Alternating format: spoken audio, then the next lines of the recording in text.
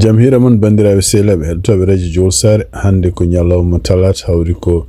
nogas lewru janvier hitande ujunnaji nogas e jeegom toɓe men ɓuɗɗo mawnude ko toon to Washington guiɗorɗen hono kanko Donald Trump avion makko mo jolno pour yahde toon to Suisse ruttima toon to Washington caggal nde ɓe tini avion jogui caɗele kono ne wayno ƴefti avion goɗɗo fati toon to Suisse habaruji men hande États-Unis to département justice ɓene continue enquête oɗo kanko gouverneur mo Minnesota e kanko maire mo Minneapolis ɓe takki ɓeɗo ɗiɗo peeje ɗe mbaɗata pour gembude seppoɓe dartade yimɓe immigration habaruji men international ma en puɗɗoro toon to Togo tugnade kadi ko yalti ene wayno ko kamɓe hohoɓe Togo surtout ardiɓe département justice toon ɓe mbawi nangude hono kanko mennoɗo artade Burkina Faso hono kanko Damiba ɗum noon e wayno ɓe naftimo toon do Burkina Faso kanko Paul Damiba noon ko tumunoɗo e kudditaji kewɗi baɗoji toon do Burkina Faso habaruji men international cakkitorɗen ko toon to Maroc sappo e jeeɗiɗo Sénégal naɓe nena oɗo sadio nanga toon to Raba en poti ñawede hande sibabunde fitinaji mbaɗi toon to stade Raba ñande poti sala kamɓe Sénégal ko ɗum woni titre ji men ɓuuri mawnude oɗo journal ma en gartu joni joni jañɗen hen hande ko talata nogas lewru janvier hitande ujunnaji ɗiɗi nogas e jeegom bandiraɓe sehlaɓe heɗotoɓe radio Jowol Sare jaam hiire mon donc ɗo e mayso gonɗen ko moins 6 degré joni ɗum noon donc ɗo e 6 heures du matin ma wul seeɗa ma wonnoyi moins 4 degré jamma aljuma hawnaki ma en jettoy kadi janngol ɓurgol bonti par ce que ma en jii on ken wona moins 15 degré celsius balɗe tati garoje ko janngol en ɗaminano ñande dimanche nde hawnaki kadi ma neige tel kabaruji mon e ɗemgal Pulaar e dande musidɗo mon Amadou Touré bandiraɓe sehlaɓe heɗotoɓe radio Jowol Sare jaam hiire mon gonɗen ko minuit ɗo e Mason ɗum noon ko toon to Nouakchott woni ko 5 du matin habaruji men ɗemgal Pulaar puɗɗoɗen ko toon to Washington tugnade kadi ko yalti e journal biyeteɗo Newsweek hono kanko Donald Trump avion mo jolno Air Force One ene wayno wonno koye lawol mum faade toon to Suisse caggal nde diwde rutinama force yo rutti toon to Washington caggal nde kamɓe pilotaji ɓe tini wonde kone avion ne waɗi caɗele électrique e nder muɗum ɗum noon e wayno ko tugnade hande ko haala e wayno ko avion nde fuɗɗi diwde nde yeehi hawne weeyo toon to suudu surtout toon to kamɓe journaliste uji e pottata président hen wayno lampaji muɗum ɗi ñifti ganda holko ñifi ɗum noon pour hulde ɓe duttini avion toon to John Air Base Andrews en wayno ko hedde 11 heures avion yamnen won toon kanko Donald Trump e délégation mo wonduno en ɓe joole avion goɗɗo ɓe payi toon to Suisse tugnade hande o kaali en wonno avion hen kanko Marco Rubio en wonno en kadi mawɗo personnel toon to Maison Blanche no kanko biyeteɗo Suzy Wiles en wonde kadi député ko fati communication no kanko Caroline Levitt e yimɓe hewɓe woɗɓe jeeyaɓe laamu makko kanko Donald Trump tugnade hande jokkodiraɗo taw liggoroɗo CBS Ed Okofi ko haadi ko ay wonde fof en wayno kanko Donald Trump o jooli avion haalani haala ko fati en holko caɗele ɗe oɗo avion kono jooli avion goɗɗo fayi toon to Suisse toon to Suisse noon hono kanko Donald Trump o yaara ko tawede bosu mbaɗowngu toon hitande fof ɗum noon bosu ngu kadi normalement ko puɗɗingu gila ñande 19 lewru janvier ha ñande 23 lewru janvier kamɓe Europe naɓe tugnade hande habaruji gomriɗi toon to BBC en wano oɗo saji en koɓe felliɓe ɗum kam fof donc wonde neɗɗo goto pour surtout ene jabade menace uji jabade caɗele Donald Trump holliɓe oɗo saji on tugnade kanko premier ministre mo Canada hono kanko Mark Carney o wi wonde ene wayno ko deƴƴede aduna deƴƴo no wano adani hankadi wonta artu ɗum noon e wayno on ɗo saaha ɗo Trump kañum hoɗum hucciri toon to woni e lawol mum ɗum fati noon so siftin ɗon tan ko kamɓe oɗon naɓe ne wayno ko caɗele surtout frais de douane kanko Donald Trump o ɓeydi heccitayol wonande leyɗele ɗe ganduɗa en taw limta hen France Allemagne Angleterre hay Canada n limta hen ka leyɗele ɗe ganduɗa en ne jaɓani walludemo pour heɓtude Greenland o wadde o ɓeydi mumen 10% kamɓe Europe naɓe woni men oɗo saji joni ɓe mbi kamɓe koɓe yoptotoɓe ɗeɗon frais de douane e goni koye haaldini oɗo saji joni en so tawi kamɓe koye maɓe ɓe cohli mildude marchandise aji maɓe gummotoɗe toon to Europe fade Amérique kanko Donald Trump kadi e batungo wadde yimɓe yo liggoto hen holli hen wonde ko omo holla e oɗon carte géographique Greenland Canada e kañum e Venezuela fof ene jeeya ene jeeyaɗo États-Unis ɗum ɗo fof ko ɗum gueɗe ɗe ganduɗa kanko Donald Trump oɗo saha joni kamɓe Europe naɓe ɓe jogui caɗele famde ni holko haalata ko surtout kadi continue dartademo ha hande ɗo e États-Unis tugnade kadi ko yalti toon to Minnesota ɗum noon état Minnesota hono kamɓe département justice en wayno oɗo saha joni ɓe porti plainte contre kanko gouverneur mo Minnesota hono Tim Walz kanko kadi maire mo ni Minneapolis on kanko Jacob Frey dum non e wiide mabbe kadi kam beedo dido en wayno ko kanyumen koyumen ko kanyumen gurtata seppo be yo darto yimbe immigration ko ay won fo en wayno ko kanko homeland security nder ko halno hanki dum non taw fotte kadi journalist uji CNN o wi wonde ko so tawi kanko Jeffrey Jacob Frey o mo wawi wallude yimbe makko yimbe seppo be wari yo cippube rokkudumen nokkuji de cepat anden en wayno ko kambe immigration be jogotta ko yimbe seppo be problème uji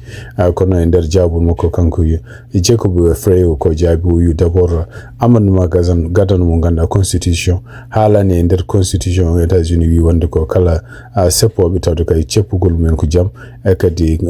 jabban hay kulul goto ala foto mbawa seppude dum non ko dum woni donc ko pode nduro won don hakku mabbe donc siftin don ko kanko laamu Donald Trump en wayni ko Minnesota ko nokkuji di ganda democrat en laami de yidi o do sajoni tampinte hollude zone neldu continue neldu ton yibe dadibe kadi kontude addu ton jibu donc siftin don tan ko sakiti ko en awno juge got federal gondo ton to Minneapolis awno kanko kati kun e nder nyawonde wonno haali no wi wonde ko hankadi kambe yimbe immigration be ngala droit dartinde e goto o tum nangude neddo kambe ngala kadi droit hutraji dum doji lakrim zone be pufata yimbe be dum do foko hunde ne ganda yimbe sepano kalmisinobe kambe immigration ton to kalmisinobe kambe immigration ton tribunal ko ay won fen wayno do sa jonen fada holno kambe grand jury jeftabe pour hedade hono kanko Jacob Frey maire mo Minneapolis e kanko kadi Tim Walz gouverneur mo Minnesota tonto Caroline Sidon e debbo goto kanyum woro mum ko gonnodo e Navy ko mo kanko garde de défense lady os ite poste mudum o seki dum on kanko de biyeteɗo Nancy Lacor en wano do sa joni wi wonde ko kanko makko ko dabbo jeede ton to congrès dum non ton to sud représentant ni ton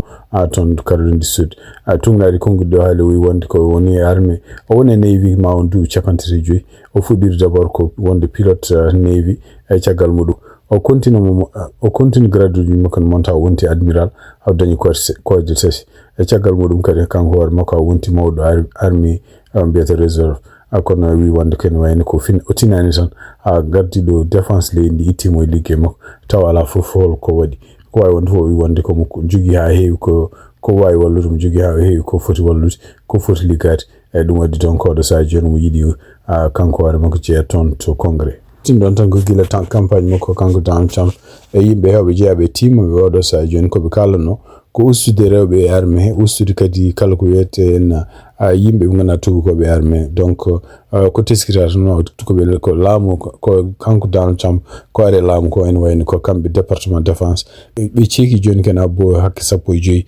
gila général ha amiral tako yimbe wonnobe Navy walla wonnobe militaire uji soit ko balebe soit ko rewbe tonto Virginia on kanko procureur mo ganda kanko Donald Trump wonno ton on kanko biete Lindsey Halagan e tugnadi kadi kongude gumiti ton to pam bandi kanko woni ministre public fate justice o wonde en wayno ko kanko Lindsey Halagan o woppi liggey makko dum non démissioni dum do fo ari ko caggal ndi nyaawobe hewbe kanyum ko yumen mbi wonde ko ni ko kanko Lindsey Halagan no subura pour Ardson wona procureur bange lamu ton to Virginia e wani dum ko hunde ni ganda rewan lawol ko way wonde fo woni ko kanko Lindsey Halagan do ari nder nyalom makko dido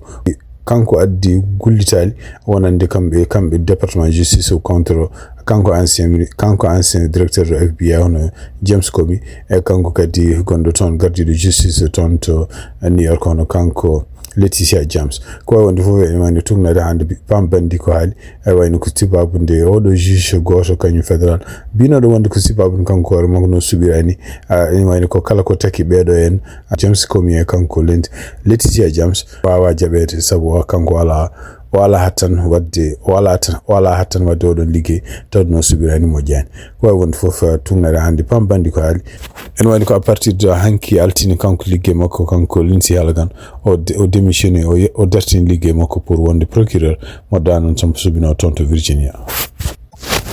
cektor habruji men hande ko ton to Washington en tugnadi kadi ko yinwinda e journal biret de Hill hono ken bura capande nayi neddo militaire taw ko officier mawdi o do sa joni en wayno nen supporti mo kanko Mark Kelly dum non ke sibabunde hare nde woni sibabunde hare nde woni hakkunde makko e ministre of defense safety non ko kanko Peter Hex e nder kongudi di e nder page de woni wonno ko jewdi page fo bel musu grade makko kanko Mark Kelly safety non tan kanko war makko hadde makko yaade retraite grade makko capitaine wonno e kadi donc ustude grade makko e ustude kadi ko yebere ko dum fo ko punition sibabunde video ji jaltunodi libbi ben di yenno kambe democrat jagom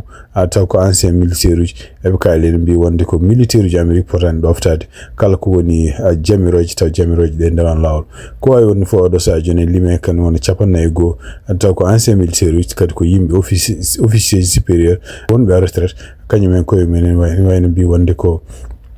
kanko Mark Kelly ala fo ko wadi ko hunde ken wawi bonnude ken wawi ustude grade makko wala ken wawi yaade contre constitution ko won fo en wayna dum do fo kadi ko gede de ganduda kambe républicain surtout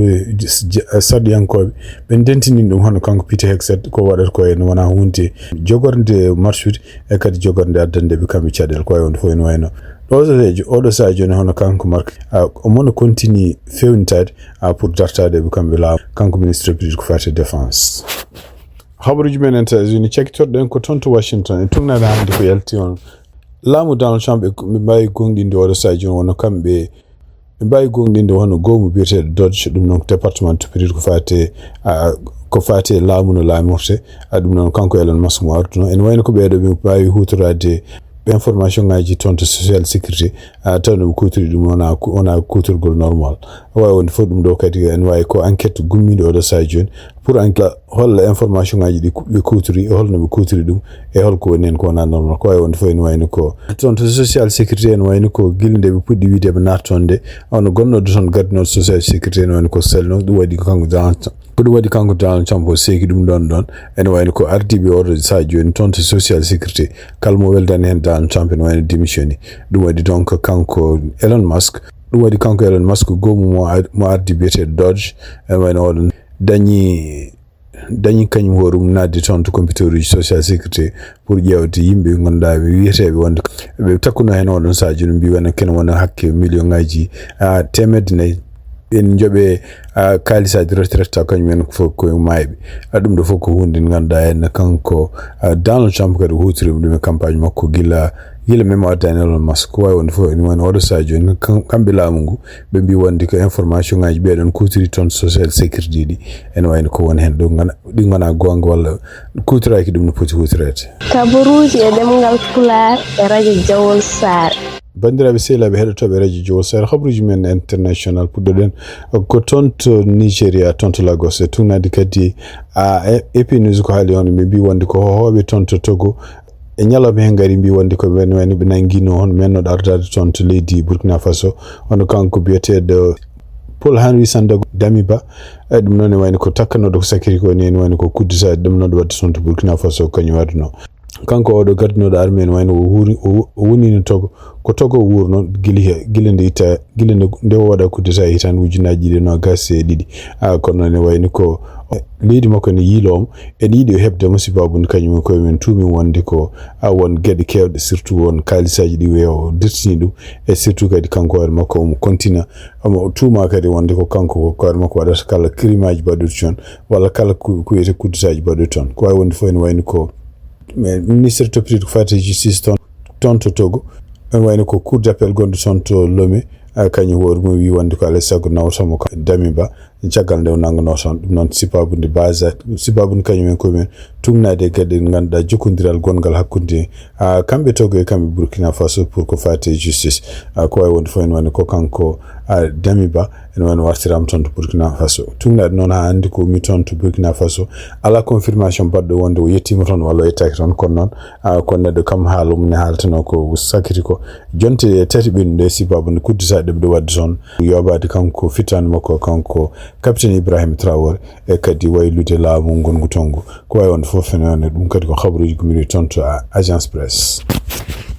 toon to Mexico kulol waɗini toon ɗum noon caggal nde yiya wonde avion ngaji militaire uji américain ene mbiye weeyoji maɓɓe walla n goni sara frontiére uji hakkude kamɓe Canada kamɓe Mexico e kamɓe États-Unis ɗum noon en tugnade kongude kanko gardiɗo leydi Mexico no kanko Claudia Sheinbaum o wiyo yimɓe gartir haqqillaji mum e nder kadi ko windi e nder ɗum ɗo makko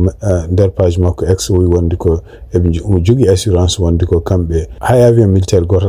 ala droit weyde Mexico par ce que ala yamirore ko way wonde fayin wayno o wi kadi wonde ko gouvernement mo États-Unis ala fonde tintinimo wonde kañum koye mum militaire ji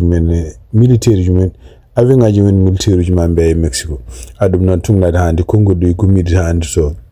journal NPR mi wonde ko gouvernement mo États-Unis kañum hoore mo haalini rokkiɓe caggal muɗum holto exactement avion ngaji mumen holto mbaɗata exercice aji ɗum noon ko fewnitade gueɗe ɗe ganduɗa jaaduɗe programme uji mabɓe heblade ako wawi wonde fof ene wayno ko caggal muɗum kadi avion goɗɗo militaire arino toon to ene wayno oɗon avion kadi ene wayno ko tungnade hande kanko Claudia ko haali wonde ko avion o jolni kadi yimɓe mexicain ji fonnoɓe yaade toon to États-Unis ɗum noon pour ko fate e heblede kanko Claudia ene wayno équipe makko sécurité ha liwi wonde ko ene wayno ko ɓeɗon jolɓe avion nawede toon to États-Unis ɗum ɗo fof jeeya ko jokkodiral gongal hakkude leyɗele ɗiɗi e kamɓe États-Unis e kamɓe Mexico surtout ko fate fewnide goto fof heblude goɗɗon ko fate gueɗe ɗe ɓe ndendi surtout en tawi ɓe ndendi frontiére kamɓe toon to Mexico gila kanko Nicolas Maduro ƴefta toon to Venezuela ene wayno kadi sibabu Donald Trump continde kadi haalde wonde Mexico e Canada e Iran ko leyɗele ɗe ganduɗa kanko hoore makko ne wawi nelda toon min terruji so tawi ardiɓe leyɗele ɗeɗen so ardiɓe ɗeɗon leyɗele dakkodirano makko gila nden en wayno ko kamɓe Mexique ɓe goni koye fayre mo wonde surtout population civile gon toon habruji men international toon to Sénégal e tungnade kadi ko winda e journaux ji mabɓe surtout Seneweb e Dakar actualité ono kamɓe Lion du Sénégal ɓe garti toon jamma hanki toon to Dakar ɗum caggal nde ɓe dañi victoire mawɗo toon to Maroc ɗum victoire nde ɓe gañi Maroc caggal nde ɓe poti kamɓe ɗiɗo fof ɗiɗo équipe aji ɗiɗo de potti e final Coupe d'Afrique des Nations ɓe kawi Maroc 1-0 kono noon oɗo match ko match mo meeɗani hono mo meeɗani yiyete ɗumnade hande e yimɓe hewɓe haraleɓe ko fati sport haraleɓe kadi fati politique saabu jiiɓuru wonde toon ndu ha wonnen kamɓe Sénégal équipe mabɓe surtout gardiɗo kanko équipe o ñamiri yimɓe makko yo jalta ɗum ɗo fof addi oɗo saha joni ono kamɓe toon to Maroc fédération marocaine de football en wani nene waɗa pression e FIFA pour kañum hoore mum yo continue wadde sanction ngaji e Sénégal saabu e wiide mabɓe kadi tawde Sénégal yaltino terrain ko kamɓe won fonno wiyede déclaré de ɓe gañima ngal ɗo kawrital ɗum noon ko ɗum woni ko luwaji kaali kono ko wawi wonde fof ene wayno ko Sénégal naɓen kañumen koye men tungnadi kadi ko yalti toon to Dakar caggal nde ɓe jetti toon ene wayno ko kanko gardiɗo fédération sénégalaise de football e kamɓe kadi gardiɗo leydi ndi e laamu ngu fof e oɗo saha joni ɓene daari ɓe pewnti pour wiide wonde ko ɗeɗo gueɗe ɓe jii ɗum ko addi joni ɗum ɗo ene wayno kadi ɓe gullitima ko addinde match o waɗata kono ene wayno maɓe continue haɓede kono ko wawi wonde fof tungnade hande habruji keɓaɗi ono kamɓe Sénégal ene wawi ɓe keeɓa sanction kene haɗa ɓe tawede coupe du monde baɗo ɗo e États-Unis ɗum noon ko hitande ujunnaji ɗiɗi nogas jeegom tungnade hande ko haala kadi ene wayno ko kanko entraîneur o kanko hoore makko hawnako mo heɓ sanction ngaji kewɗi kono noon kadi habruji jaltuɗi kadi toon to Japan News ɓe mbi wono kanko arbitre gonnoɗo toon hono congolais o kanko hoore makko e waɗi waɗama sanction ngaji par ce que waɗi erreur aji ha en leydi ɗiɗon erreur aji kadi ko hunde nde ganduɗa kanko hoore makko soit ko tawi walla ko coup de pression no wone makko ko wawi won fof ma en padɗo hawnaki balɗe ɗiɗi garoji ɗe hono haraleɓe meɗen ko fati sport tangue jawmaɓe gartu hen famnude en holto gueɗe ɗe jarata ko wawi wonde fof en wayno coupe kamɓe Sénégal ɓe nayi ɗum toon e kadi ɓe jaɓɓama toon jaɓɓugal mo ngala toon to guila aéroport ha yetti toon de présidence e kadi hono kanko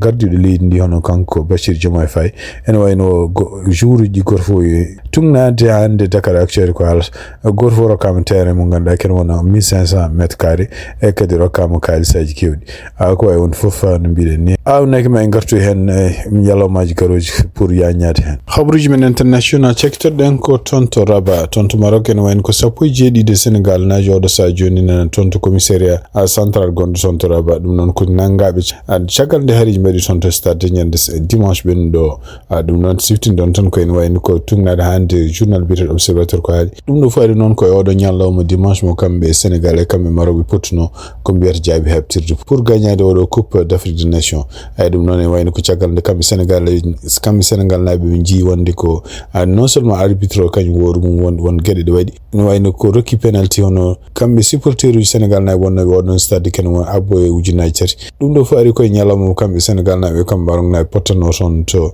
tonto raba dum non ko fuku ko ngel pour gagner de coupe d'Afrique des Nations et dum non e wayno ko kambe Sénégal na be kolli be dañi metre no feewi ciagal de wonni ko ndey e kolli meter mabbe no feewi ciagal ne kadi de gilata no otila jiro gilata kadi ha kambe koye mabbe no be kadirte nadde ton e nokkuji to fijireto ha e kadi jattoje kuddini ganda kambe rongnabe kucire mabbe ha kadi nder terrain to en ciagal ne biji kadi wonde arbitre kanyum worum won gede de wadata wonde woni ko jingude en wayno ko ciagal mudum kadi be ji wonde ko kanko gardido kanko entraîneur équipe o yemiri yimbe joueuruji makko fo jalto terrain ko dum wadi donc hareji mbadi ton to yimbe to jodi bi to ken wona hakkunde kambe Sénégal nabe kambe Maroc na won tombe do wadi ha police ari yentien ko ay won fofa police ndari yentien de won nangi yimbe awdo sa joni ken wiya sappo jeedi na do ko nanga e kadi pour nyaawe do nyalom mardi hande tonto raba bon dum do fo non kadi ne wayni ko kambe policeji kadi nay e taw ko Sénégal nabe nen kanyumen ko men gonno ton tenso kanyumen ko men jaay yentube awdo sa joni pour deñude harande be do policeji nay Sénégal nabe en tawa e kala ko enquête batte tono tungna hande observateur ko alini wayni ko kambe enquêtobe won mission to Maroc e ben jokkondiri kadi e laamu hohobe won ton Sénégal no mabbe pour ko fayta kala rapport e jihen dum do fokati ni wayni ko sara mudum hono kanko biire Cheikh Diouf tawad sono may haala makko taw enquête makko andakra wal ko warim kon non e wayni ko yimbe hewbe nyohobe kali bi wonde ko tungna hande observateur bi wonde ni wayni ko hawnake kanko makko gañi walla wartira sibabunde kambe fitinaji banno tonto stato e surtout yenno kambe Maroc nabe gagnantuma gal de be kolli Sénégal nabe tumna hande supporter Sénégal jokara ko way wonde fo en wayno ko tonto beedo sappo jeedi ko andi ponno nyaawet dum non kadi wayno ko gouvernement ji Maroc e gouvernement ji Sénégal nen continue hande jewte mbele jam haysindo ko fédération ngaji mabbe de football bangeji di fu nen continue wadde pression e FIFA wadde pression kadi CAF wonde leydi Maroc wala leydi Sénégal yo continue pénalisate bandiraɓe sehlaɓe toɓe radio sare habaruji min jogon noon hannde ɗemgal Pulaar e oɗo ñalawma talata nogas lewru janvier hitande ujunnaji 2026 gasi yalaɓe may gatu janggo kadi so Allah jawi on jarama e mbal jaam